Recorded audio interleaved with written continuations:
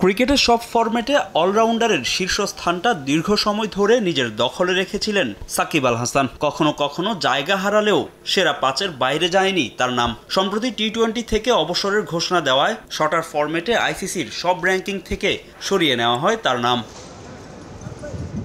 টি-20 থেকে বিদায় নিলেও ওয়ানডে ক্রিকেট চালিয়ে যাওয়ার কথা জানিয়েছিলেন সাকিব। 2025 আইসিসি চ্যাম্পিয়ন্স ট্রফি খেলেই এই ফরম্যাটকে বিদায় বলতে চেয়েছিলেন দেশসেরা এই ক্রিকেটার। তবে অবসর না নিলেও হঠাৎই আইসিসির সব ওয়ানডে র্যাঙ্কিং থেকে সরিয়ে নেওয়া হয় সাকিবের নাম, যা অবাক করেছে অনেককেই।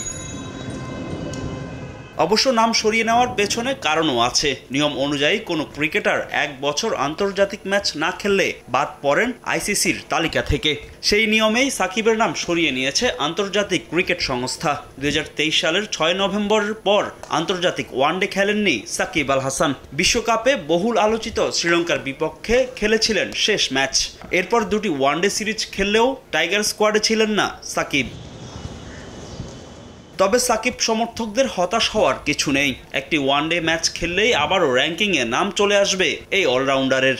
এই মুহূর্তে ওয়ানডে অলরাউন্ডারের র্যাঙ্কিংয়ে শীর্ষে আছেন আফগানিস্তানের মোহাম্মদ নবী, 2-এ জিম্বাবুয়ের সিকান্দার রাজা, 3-এ আরেক আফগান রশিদ খান, 4-এ বাংলাদেশের মেহেদী হাসান মিরাজ।